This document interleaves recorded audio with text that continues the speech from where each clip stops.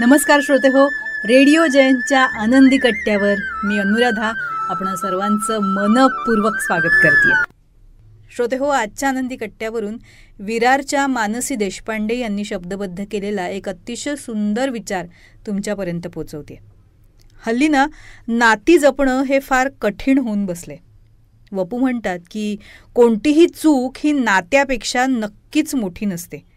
आपण जेव्हा रागात असतो तेव्हा नकळत तोंडून काही शब्द बाहेर पडतात ज्यामुळं मनाला वेदना होतात. यात एक गोष्ट अशी असते की जगात दोन प्रकारची लोक असतात. एक मनातलं ओठावर न आणणारे आणि दुसरे भडाभडा बोलून मोकळे होणारे. समजा तुमच्या जवळच्या व्यक्तीनं तुमची फसवणूक केली आहे. आता ती व्यक्ती तर हृदयाजवळची आहे. मग मनाची द्विधा मनस्थिती होते. चूक माफ करावी की शिक्षा करावी. चुकीला शिक्षा दिली तर व्यक्ती विचार करते की एक संधी तरी का नाही दिली. या अशा घटनांमुळे नात्यात दुरावा निर्माण होतो. नाती अबोल होतात. आणि एक मात्र नक्की, जिथे अबोला असतो तिथे संवाद हेच त्यावरचं उत्तर असतं.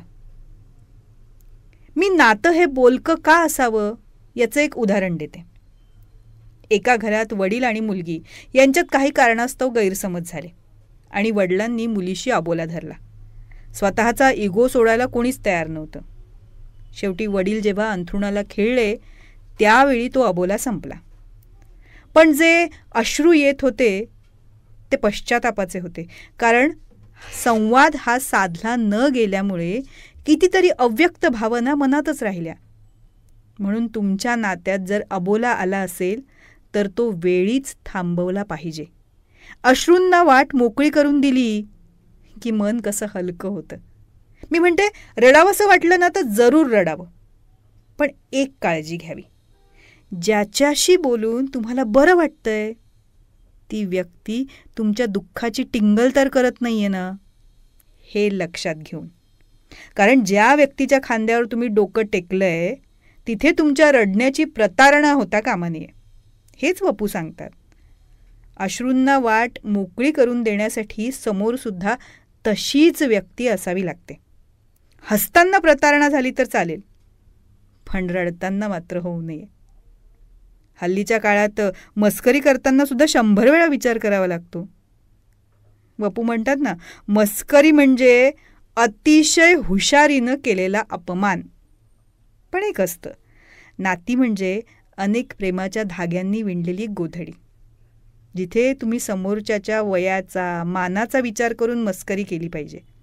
कारण एखाद्याच्या दुखऱ्या जागेवर आपण बोट ठेवलं किंवा तशी मस्करी केली तर ती व्यक्ती ते विसरू शकत नाही. पण त्यामुळे जर तिथे कटुता निर्माण झाली तर मग त्या नात्याची रेष धूसर होत जाते. हो, पैसा गेला तरी पण परत कष्ट करून कमावता येतो.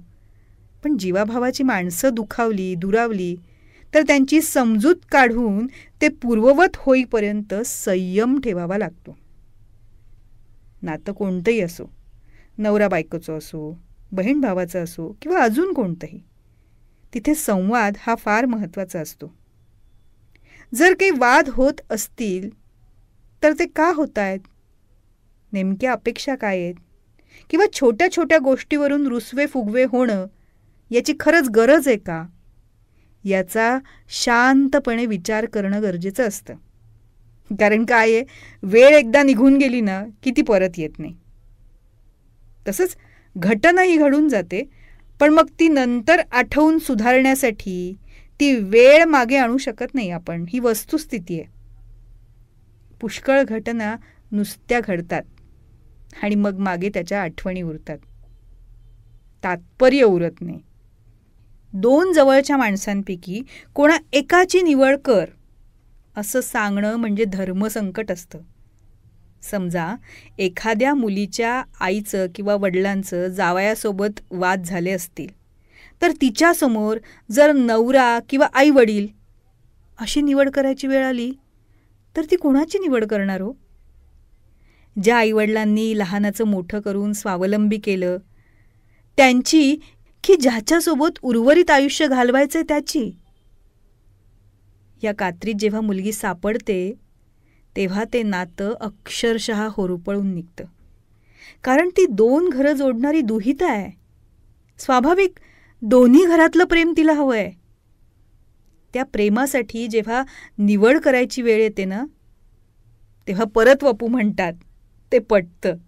ज्या व्यक्तीला दोन्ही पक्षांचं प्रेम हवं असतं त्यांच्या नशिबी कायम होरपळणं असंच असतं. म्हणून असं वाटतं की परमेश्वरानं हा जो जन्म दिलाय ना, त्या जन्मात रुसवे फुगवे वाद हे किती झाले ना तरी ते ताणता कामा नये. उशिरा का होईना, चूक झाली असेल तर मोकळ्या मनानं ती कबूल करून ते नातं जिवंत ठेवलं पाहिजे. कारण कोणाच्याही आयुष्याचा नेम नाही आहे. आज धडधाकट असणारी व्यक्ती काही मिनिटातच आपल्यात नाही, असं सुद्धा कधीतरी ऐकायला मिळतं. म्हणूनच व्यक्त व्हावं, कुढत बसू नये, नाती जपावीत. कारण काय, शेवटी आयुष्याच्या चित्रपटाला वन्स मोर नसतोच कधी, हो ना?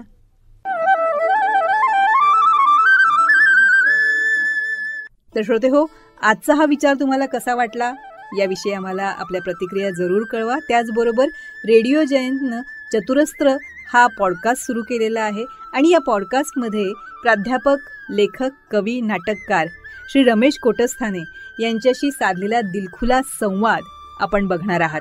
या संवादाचे दोन्ही भाग आपण आपल्या चॅनलवर अपलोड केलेले आहेत, तेव्हा हे दोन्ही भाग जरूर बघा. ते तुम्हाला कसे वाटले याविषयीच्या प्रतिक्रिया नक्कीच आमच्या कमेंट बॉक्समध्ये लिहा.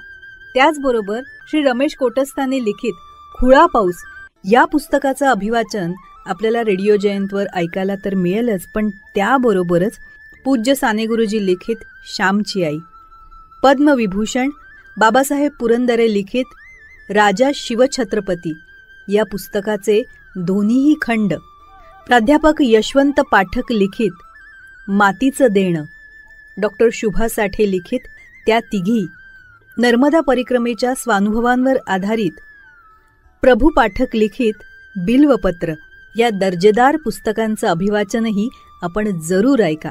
आणि ते आपल्याला कसं वाटलं याविषयीच्या आपल्या प्रतिक्रिया आमच्या कमेंट बॉक्समध्ये नक्की लिहा. आणि हो, रेडिओ जयंत हे यूट्यूब चॅनल लाईक करा, शेअर करा आणि सबस्क्राईब करा. याचं सबस्क्रिप्शन फ्री आहे.